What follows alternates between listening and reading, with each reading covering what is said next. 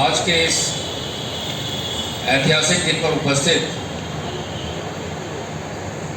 थाना बाबूगढ़ प्रभारी श्री विजय जी, हमारे चेयरमैन साहब, कैंट छावनी से आए हुए हमारे साथीगण, थाना बाबूगढ़ के विभिन्न ग्रामीण अंचलों से आए हुए हमारी माताएं बहनें, साथीगण, सभी पुलिस अधिकारी कर्मचारीगण और मीडिया के साथियों, आज का दिन पूरे भारत के लिए एक ऐतिहासिक दिन है।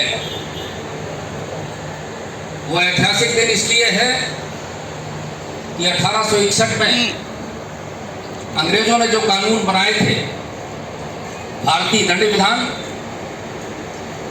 दंड प्रक्रिया संहिता और भारतीय साक्ष्य अधिनियम, ये तीनों के तीनों अधिनियम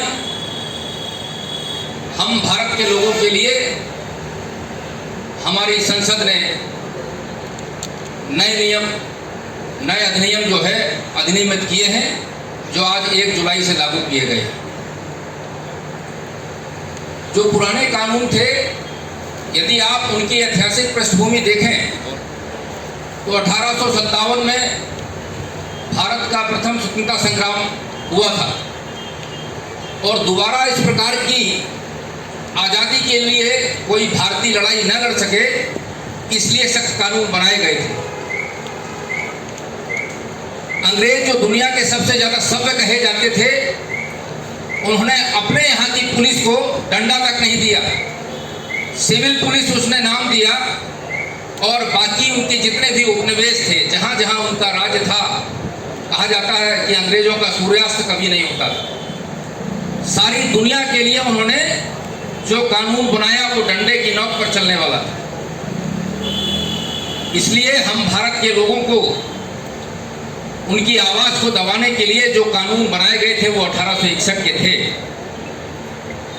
आप उन कानूनों का नाम देखें, भारतीय दंड विधान, दंड देने के लिए, दंड प्रक्रिया संहिता कि कैसे लोगों को दंड दिया जाएगा। पुराने कानूनों में केवल और केवल दंड की प्रधानता थी, केवल दंड पे ही चर्चा की जाती थी।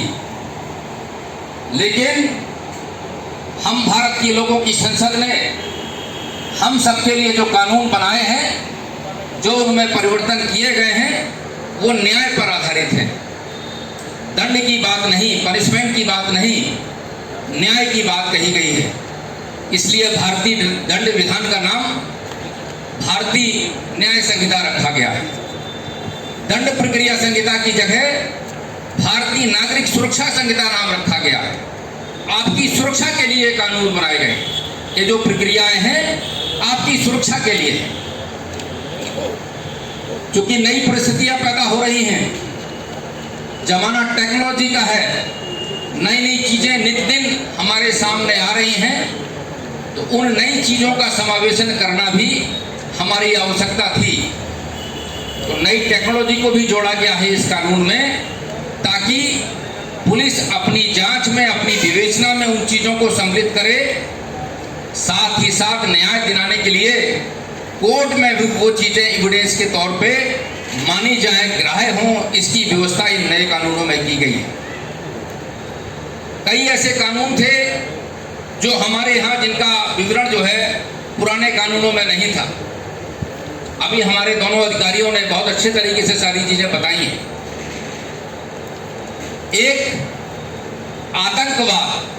आतंकवाद, इससे पूरी दुनिया प्रभावित है, लेकिन इसका पुराने कानूनों में कोई विधान नहीं था। अब 113 भारतीय न्याय संहिता में इसका विवरण दिया गया है और किसी आतंकवादी को कैसे सजा दी जाएगी उसकी प्रक्रिया निर्धारित करी गई है। साथ ही साथ जैसे अन्य मामलों में लोगों को पैरोल मिल जाता है, सजा के बाद ही पैरोल मिल जाता है, लेकिन किसी आतंकवादी कृत्य के लिए किसी को पैरोल नहीं दिया जाएगा, इसमें ये व्यवस्था की गई है। संगठित अपराध, कोई ऑर्गेनाइज क्राइम कर रहा है, ऑर्गेनाइज क्राइम का मतलब होता है कि पूरा ग्राउंड लेवल से लेकर ऊपर तक सारी मशीनरीज को माफियाओं ने उसको घेर रखा हो, अपने हिसाब से सिस्टम को चलाने के लिए वो व्यवस्था बनाई हो, तो ऐसे संगठित अपराध और अपराधियों से निपटने के लिए इस कानून में व्यवस्था की गई है। जो छोटे छोटे कानून हैं, जो पेटी ऑर्गेनाइज क्राइम है, पता चला कि ये ट्रेनों में पूरा ये गैंग काम करता है चोरों के लिए। शादी बारातों में कोई गैंग काम करता है, जो बच्चे के, लड़की के माँ बाप या लड़के के माँ बाप होते हैं, उनसे सामान चोरी करने के लिए। तो ऐसे जितने भी मामले हैं, उन सारे मामलों के लिए पेटी ऑर्गेनाइज क्राइम की भी व्यवस्था करी गई है। अभी तक हमारे यहाँ जो दंड दिया जाता था पुराने कानूनों के तहत, वो कुछ महीनों से लेके कई सालों तक का या आजीवन या मृत्यु दंड का होता था। इसमें छोटे छोटे मामलों में व्यवस्था करी गई है कि उसको सामुदायिक सेवा का दंड दिया जाएगा। समुदाय के लिए सेवा करने के लिए छोटे छोटे मामले हैं, कहासुनी हो गई, गाली गलौज हो गया, छोटी मोटी चोरियां हो गई, उसकी परिस्थितियां ऐसी रही कि चोरी करने के लिए उसको विवश होना पड़ा, तो उसके लिए सामुदायिक सेवा का दंड देने की भी व्यवस्था पहली बार करी गई। अभी तक आप थानों में जाते थे, कोई आपकी एफआईआर लिखता था, कोई आपकी एफआईआर नहीं लिखता था। तो इस प्रक्रिया से बचने के लिए आप जहां भी हैं, भारत के किसी भी कोने में हैं, तो आप ई-एफआईआर लिख सकते हैं। ई-एफआईआर की व्यवस्था करी गई है। पहले जो यूपी कॉप ऐप था, उसमें अननोन लोगों के